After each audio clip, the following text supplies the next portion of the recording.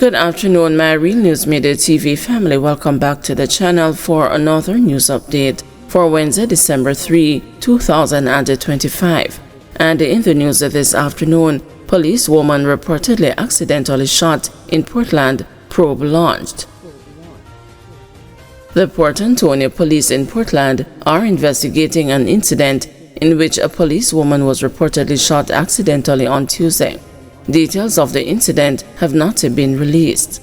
However, it is understood that the policewoman was rushed to the Port Antonio hospital by colleagues.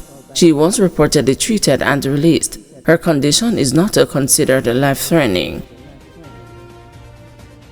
Same-day processing of driver's license on hold due to ongoing technical issues, says the TAJ.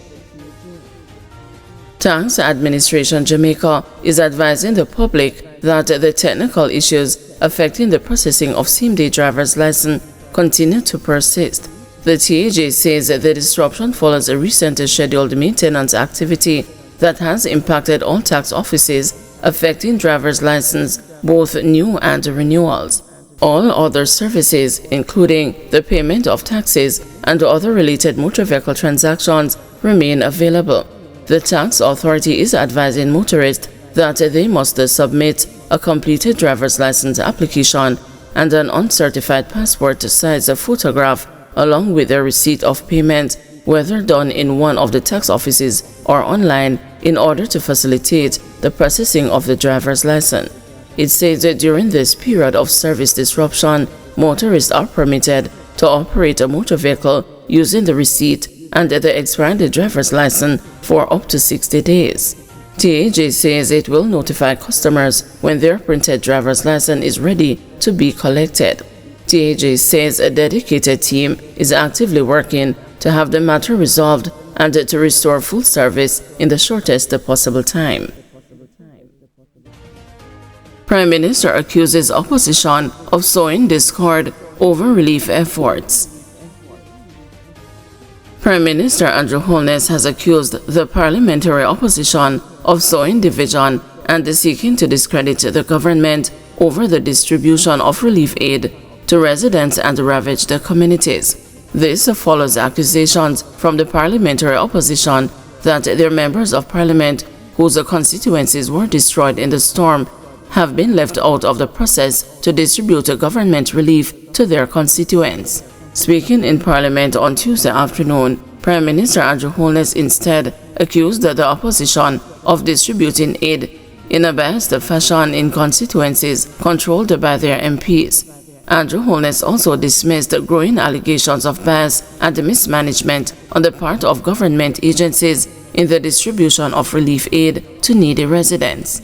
And we have, Madam Speaker, made every attempt to be fair in how we have distributed the public's resources, not our resources, the public resources. And to answer the member, I have given a directive to the Minister of Labour, to the Minister of Local Government, and to ADPEP that they must release all public aid that has been given to every member of Parliament in this country, so that the unfair and malicious attempt to cast the government in an unfair light can be dispelled by facts.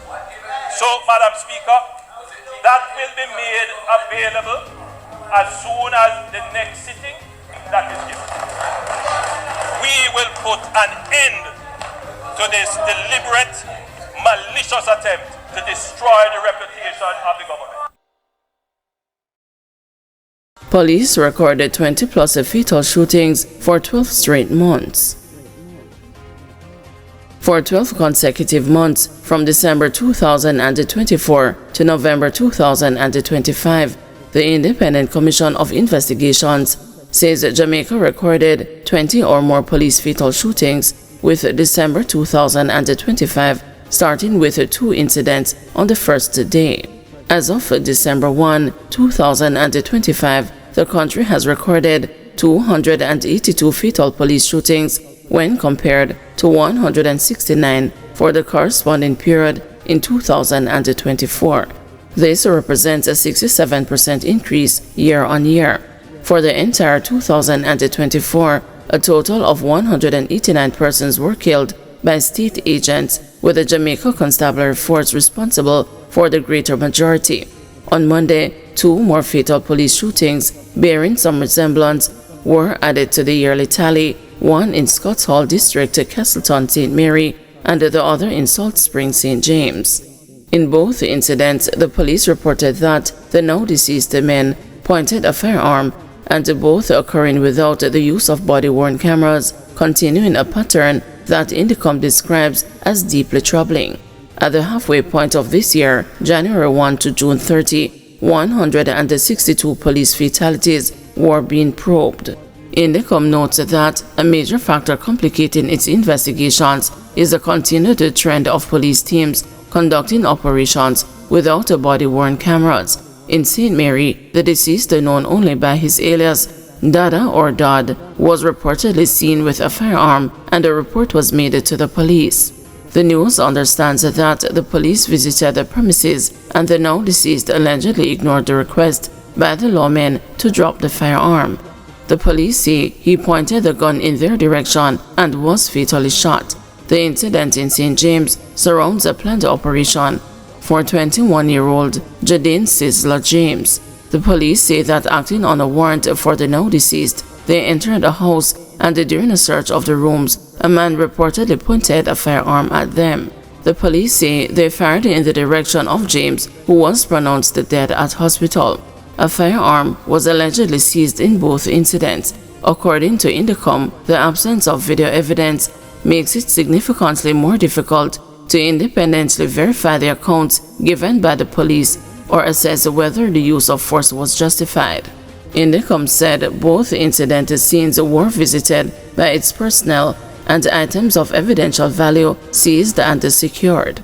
The investigation body also said the hands of the deceased were swabbed and they are awaiting the post-mortems. The policemen involved were served with notices and are scheduled to attend interviews and give statements. Some relatives of the deceased persons, as well as communities affected by the shootings, have echoed the deep concerns. Some family members repeatedly insist that their loved ones were killed without a provocation, some describing the incidents as cold-blooded or evil. One of the most discussed cases this year remains the Cherry Tree Lane fatal shooting, where 23 police officers were deployed on an operation. During that September 15 operation, 22-year-old Jamar Ferguson was shot and killed inside his home. The incident triggered public outrage and raised questions about operational planning and accountability. The JCF, after some time, also publicly acknowledged the incident and offered condolences to the family of the deceased. INDECOM said in a recent report that the sheer volume of fatal shooting incidents is now slowing the pace of investigations into Ferguson's case and others, with 282 new reports so far this year and many cases still active from previous years. Investigators are seemingly struggling to keep up. INDECOM notes that while it is committed to completing all investigations thoroughly, the current rate of fatal encounters is overwhelming existing resources and is stretching investigative teams thin. With 1 year of consistent 20+ fatal police shootings per month, the Commission says the situation is a cause for concern. INDECOM is continuously urging any eyewitness to formally participate in the investigative process by providing any known information in the form of photos, videos, or otherwise available to these or other fatal shootings. Guys, thank you for watching. See you this evening at 6 p.m. for another news update.